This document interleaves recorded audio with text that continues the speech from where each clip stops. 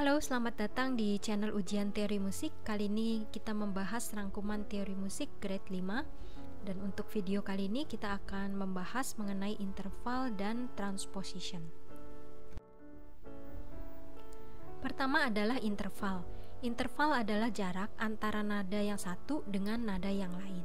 Dan mereka itu biasanya memiliki nama, seperti dari C ke D dia namanya major second, dari C ke E major third, dari C ke F perfect fourth, dari C ke G perfect fifth, dari C ke A major sixth, dari C ke B major seven, dan dari C ke C yang lebih tinggi perfect octave. Nah, interval ada dua, harmonic interval dan melodic interval. Ini harmonic interval. Dia itu ditumpuk, penulisannya ditumpuk sehingga permainannya itu dimainkan secara bersamaan. Ini yang dinamakan dengan melodic interval. Dia letaknya itu di sebelahnya. Nah, interval memiliki berbagai nama. Misalnya interval mayor, tapi dia lebih setengah laras, maka dia disebut augmented. Interval mayor dengan jarak kurang setengah laras, dia disebut minor. Interval minor dengan jarak lebih setengah, dia menjadi mayor. Sedangkan interval minor dengan jarak kurang setengah laras dinamakan diminished. Interval perfect dengan jarak lebih setengah laras dinamakan augmented, dan interval perfect dengan jarak kurang dari setengah laras disebut dengan diminished. Contohnya soalnya seperti ini. Kita disuruh menyebutkan apa nama interval dari C ke F sharp. Pertama, ada baiknya kalau kita menggambar dulu keyboard seperti ini supaya kita tahu nadanya itu, dua buah nada tersebut apakah memendek atau menjauh. Akan lebih mudah kalau kita punya gambar keyboard seperti ini. Nah, pertama kita harus anggap saja itu dari C ke F dahulu. C, D, E, F itu adalah perfect fourth. Kemudian F-nya ternyata F sharp, berarti itu kan menjauh gitu, dia berarti lebih setengah laras. Nah, interval perfect dengan jarak lebih setengah laras namanya augmented. Jadi nama dari C ke F sharp adalah augmented fourth. Nah, berikutnya adalah dari C ke G flat. Anggap saja dahulu kita menghitungnya dari C ke G, yaitu perfect fifth. Kemudian G-nya itu ternyata flat, berarti dia berkurang setengah laras. Nah, interval perfect dengan jarak kurang setengah laras dinamakan diminished. Jadi dia namanya diminished fifth. Berikutnya adalah C sharp ke A flat. Sama, kita memakai bantuan gambar keyboard seperti ini. Kemudian pertama kita anggap dahulu dia C ke A, karena akan lebih mudah daripada kita menghitung mulai dari C sharp. Jadi kita menghitungnya dari C ke A, itu adalah major six. Lalu dari A itu ternyata A flat, jadi dia memendek, akhirnya dia menjadi minor. Lalu C-nya itu ternyata C sharp, berarti dia itu lebih pendek lagi jaraknya kan. Interval minor dengan jarak kurang setengah laras menjadi diminished. Jadi dia namanya diminished six. Berikutnya adalah dari A flat ke E. Nah, kalian harus lihat keyboard ya supaya tahu ini melebar atau malah memendek gitu. Nah, pertama kita anggap saja dia A mayor. A mayor ke E adalah perfect fifth. Lalu A-nya itu ternyata A flat, berarti dia melebar kan, tambah jauh jaraknya itu. Jadi dia tuh melebar setengah laras. Nah, interval perfect dengan tambahan setengah laras dia menjadi augmented. Jadi dia adalah augmented fifth. Berikutnya dari B ke F sharp. Anggap saja dia tangga nada B mayor. B mayor ke F sharp itu adalah perfect fifth. Kalian lihat di keyboard ya, pasti lebih jelas ini. Nah, kemudian adalah E sharp ke D sharp. Anggap saja dahulu dia adalah E mayor. Daripada kita menganggap dia E sharp kan lebih susah. Jadi kita anggap dulu dia adalah E mayor.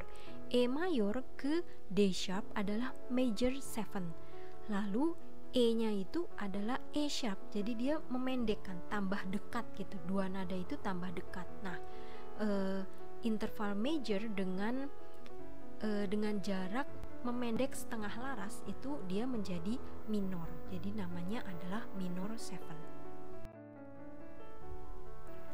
Berikutnya adalah ini. Nah, di sini kita ada key signature 3 flat. Hati-hati. Kemudian soal pertama dari G ke E, tapi karena dia ada key signature-nya jadi dia adalah E flat. Pertama kita anggap dulu dia adalah G mayor. G mayor ke E adalah major 6. Lalu E-nya itu A flat karena ada key signature-nya. Jadi dia itu memendek, kurang setengah laras. Jadi interval major dengan jarak kurang setengah laras berarti minor. Jadi ini adalah minor 6. Kemudian dari B ke D flat. Tapi karena ada key signature-nya dia itu menjadi B flat. Tapi pertama kita anggap dulu dia adalah B mayor. B mayor ke D itu adalah minor third. Kemudian B-nya itu ternyata B flat, berarti dia melebar, jaraknya itu memanjang setengah laras. Nah, interval minor dengan jarak lebih setengah laras adalah mayor. Kemudian D-nya D flat, memendek setengah laras. Interval mayor dengan setengah laras lebih sedikit setengah laras itu adalah minor, jadi namanya minor third. Kemudian F sharp ke E, kita anggap dulu dia adalah F mayor. F mayor ke E adalah major 7.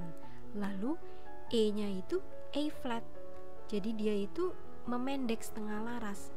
Interval mayor dengan jarak lebih pendek setengah laras adalah minor. Lalu F-nya itu D sharp, dia makin dekat, makin pendek. Interval minor dengan jarak setengah laras lebih pendek itu berarti diminished. Jadi namanya ini adalah diminished 7. Nah, kemudian ini itu dia jarak antar dua nada ini lebih dari 1 oktav. Nah, kalau seperti ini penulisannya itu cukup ditambahkan 7. Jadi seperti ini. Misalnya dari C ke D itu kan major second kan. Nah, karena lebih dari 1 oktav kita tambahkan compound major second, atau bisa juga ditulis major 9. Jadi duanya itu ditambah 7. Kemudian dari C ke G. C ke G itu kan perfect fifth. Tapi karena dia lebih dari 1 oktav, tambahkan kata compound perfect fifth atau ditambah 7 jadi perfect 12. Berikutnya transposition. Transposition itu perpindahan not dengan jarak yang sama. Jadi kita hanya mentranspose saja sebenarnya di partitur itu. Mengapa? Karena kadang-kadang itu ada alat musik yang suaranya itu tidak seperti yang tertulis. Misalnya biasanya alat musiknya itu trumpet atau klarinet. Jadi misalnya di partiturnya itu tertulisnya C mayor, lalu alat musik yang memainkannya adalah klarinet in B flat or trumpet in B flat, itu suara yang dihasilkan bukan C tapi dia lebih rendah yaitu major second gitu. Nah, kalau misalnya klarinet in A atau trumpet in A lalu di partiturnya itu tertulis C middle C atau C apapun, itu nanti suara yang dihasilkan itu lebih rendah minor third, jaraknya itu lebih rendah minor third. Nah, kalau untuk alat musik French horn in F or cor anglais in F itu dia suara yang dihasilkan lebih rendah perfect fifth dari yang tertulis. Misalnya yang tertulisnya C, nanti suara yang dihasilkan itu ternyata lebih rendah perfect fifth. Nah, contohnya seperti ini. Yang pertama ya, kalau misalnya kita disuruh mentranspos lebih tinggi atau lebih rendah major second, itu dia jaraknya itu satu laras. Misalnya yang tertulisnya C, nanti kita harus transpos dia itu satu laras lebih tinggi, yaitu D, atau satu laras lebih rendah, yaitu B flat. Nah, kalau kita disuruh transpose minor third, itu berarti jaraknya itu 1,5 laras. Jadi kalau misalnya tertulis C, nanti kadang kita harus transpose dia, berarti menjadi A flat atau menjadi E, lebih rendah menjadi E. Nah, kalau kita disuruh mentranspose lebih tinggi atau lebih rendah perfect fifth, itu artinya dia jaraknya 3,5 laras. Kalau yang tertulisnya C, berarti kita harus pindahkan dia ke G, atau kalau lebih rendah berarti ke F. Nah, ini kalian cukup hafalkan saja. Kalau misalnya major second itu berarti C ke D. Nah, kalau lebih tinggi minor third itu berarti dari C ke A flat, dan kalau perfect fifth itu ya dari C ke G. Nah, nanti kalau lebih rendahnya kan tinggal dihitung aja sama gitu. Contoh soalnya seperti ini, misalnya transposition major second. Nah, ingat kalau major second itu jaraknya satu laras atau whole step. Minor third itu berarti 1,5 laras atau 1.5 step. Perfect fifth itu 3,5 laras atau 3.5 step. Nah, pertama akan tertulis seperti ini.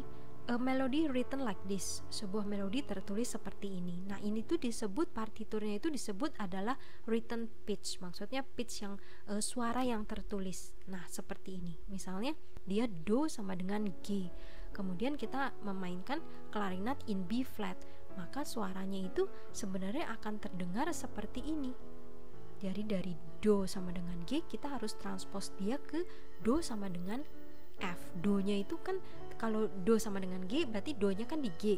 Nah, ini lebih rendah, majors kan lebih rendah satu laras, satu step, berarti do-nya itu dipindah ke F.